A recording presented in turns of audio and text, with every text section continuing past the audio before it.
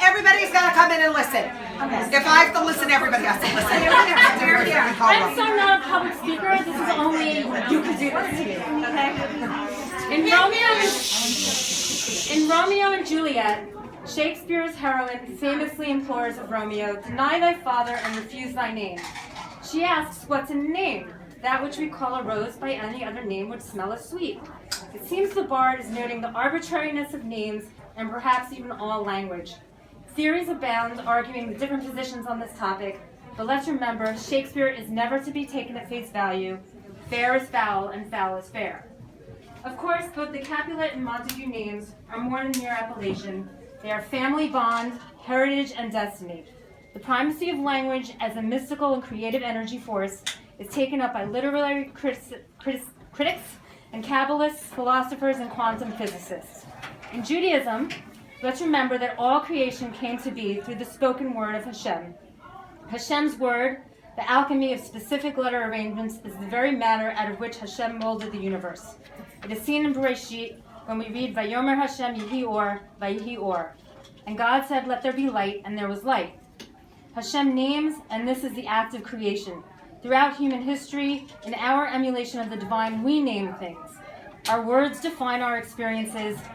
The idea of language, understood through the metaphor of always already, is a critical theory in literature, philosophy, and religion. In Judaism, the naming of a child is a very sacred responsibility for the parents. While there are different traditions regarding who may suggest a name, it is required that both parents agree upon the name. That's how important it is. Fittingly, our birthday girl is named Ora Gila. As we all know too well, after reciting Tehillim and Mishaberach, your name is Ora Gila bat Rachel Leah. Could there be a more fitting name for you? Light and joy. Not just any light and joy, but specifically the light and joy that come from spiritual revelation. The light and joy that is neither superficial nor individual. It is the light and joy of community, compassion, and creation. How's that for 3 C's? It's about time, cheers. You were born on 18 Shvat, 5728, Parshat Yitro. On Shabbos, because you didn't know that. No idea. Not even shot.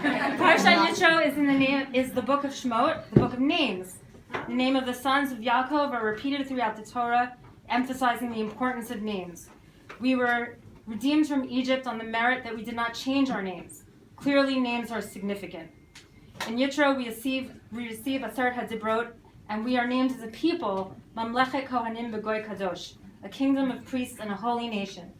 Rav Kook explains this to mean that we are a nation that aspires to uplift the world and to live our highest selves. Glory, with your light and your joy, you actively do this every day. Ora Gila bat Rachel Leah, your mother's name Rachel Leah carries with it the blessings of our matriarchs. Rachel and Leah come together, representing both the material as well as the transcendent worlds in which we all must find a way to thrive. It is the synergy between the two, rather than the choice of one over the other, that makes our heritage so strong and that makes you so strong. Ora Gila, light and joy, what you are and what you bring into the life of everyone you encounter. In Talmud Shabbat, and yes, you were born on Shabbat, it says... No idea. It says one person's candle... And Talmud Shabbat, and you were born on Shabbat, it says one person's candle is a light for many. We celebrate you with 48 candles of light tonight, but your persistent glow and joy are with us all.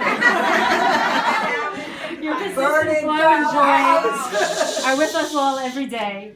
We all wish you a very long, healthy, happy, and fulfilled life. We wish it for you because we love you, and we wish it for our own sake because of what you bring to all of us.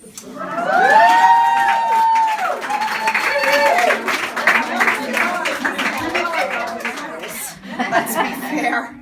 I really just wanted to have one of these warm, comfy, grab no calories taboos,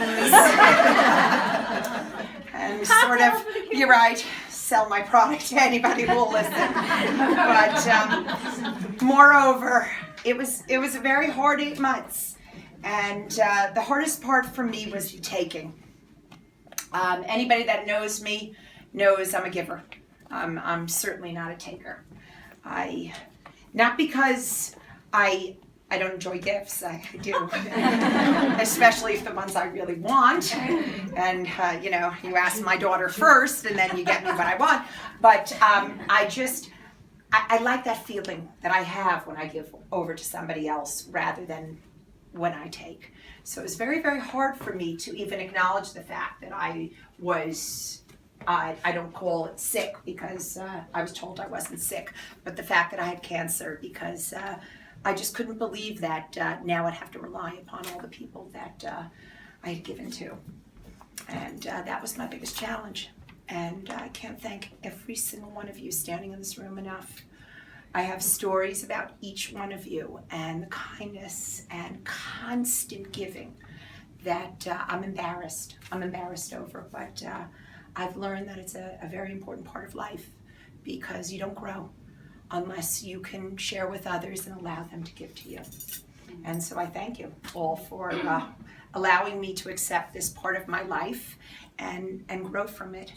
And the most important thing that I really, really learned is that, we just cannot rely upon the fact that we think that we're in control of everything, because we're not.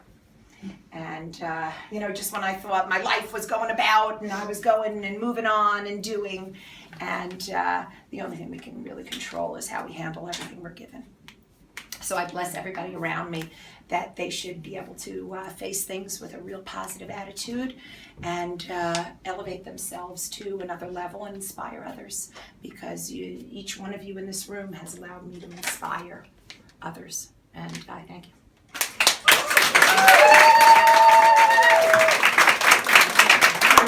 I really believe that's what a birthday is about. Not quite about, just, celebrating and getting together, but what does it really mean? It really means growth, and it really means moving in a direction that's positive. So I thank you all, because every single person in this room has made a huge, huge difference in my life. So thank you. What I'm able to do is to ask. Ask for help. Okay, you don't want to hear me just say. That was like the Oscars music. So it's very hard for women to ask for help because we weren't trained to. We're trained to, take care of others. You're raised with a baby, with a doll. You comb the hair, you put the dress on, you serve the little tea parties. Well, we don't know how to ask, and it's very important for us to ask. So when I called Lori up and I said, is there something I can do for you? I was actually shocked. She says, yeah, would you mind going to Costco and get me plates and paper cups? I was saying, shit, I'm not going. By the way, I waited for the moment to call Grice and dip into her Costco, which is in her garage. Where the hell She's making is it my seem like Costco it's so card? hard. Here's my Costco card. Like, oh no, I have to go through like old bags. Anyway, so I go there. Have your picture. Randy's card. Didn't I say nothing the first time? No. No. But I have to say, by you saying something, it really connected me to you, because I so appreciated that you were giving me the mitzvah of doing something for you. Everybody wants to do something for each other. So when you're going through hard times, when you're going through difficult times, don't be afraid to ask. People want to do something for you. So I just want to give the opportunity to remind us to ask for help. Everybody here wants to help each other. So that was my input. And